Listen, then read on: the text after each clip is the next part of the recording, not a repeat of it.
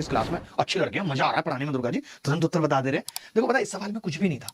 ये सवाल एक तरीके से ये है कि अगर आप इसे ए सोच लें, सोचने का ही खेल है, इसे ए सोच लें और इसे बी सोच लें, तो आपको ये तो पता चल रहा है कि ए बी 5 है, पता चल रहा है। बस यही इस सवाल का क्रक्स था। और अगर आप इस ए और बी को जोड़ दें, आप इन दोनों को जोड़ो जरा, तो आपने कहा कि ए प्लस बी 21 में से 17 के 4 पता चल रहा है। ये बात तो तय है। अगर आपने पहले वाले को ए सोचा और दूसरे वाले को बी, तो ए बी 5 और ए प्लस बी 4 है। फिर जो पूछा है सवाल में, तो आपने देखा ये बी की क्यूब, और एक्चुअली ये 21 माइनस एक्स को हमने ए सोचा है, तो ये माइनस ए होगा, तो माइनस ऑफ माइनस ए की क्यूब।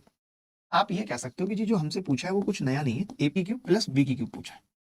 अब वैसे तो मैंने ये भी बच्चों को सिखाया कि ए की क्यूब प्लस बी की क्यूब अगर है तो ए प्लस बी उसका फैक्टर होगा, यानी 4 का फैक्टर होगा उत्तर, और यही उत्तर है 4 का फैक्टर। बट वो माइनस का भी हो सकता था, इसीलिए फंस गए, बट कोई बात नहीं, हम निकालेंगे भी तो कोई बहुत लंबा नहीं है। ए की क्यूब प्लस बी की क्यूब हमने अभी जाना है। ए प्लस बी की क्यूब में से अगर 3ab और ए प्लस बी घटा दें तो ए की क्यूब प्लस बी की क्यूब मिल जाता है। अगर ए की क्यूब बी की क्यूब चाहिए तो ए प्लस बी के होल क्यूब में से 3ab और ए प्लस बी घटा दें। ए बी 5 है, ए प्लस बी 4 है, यानी 4 की क्यूब 64, तो ये हो गया माइनस 3 गुणा ए बी कितना है 5, ए प्लस बी कितना है 4, 5 और 20 60, उत्तर कितना आ गया 4। यही इस सवाल का उत्तर था और मैक्सिमम लोगों ने बता दिया था।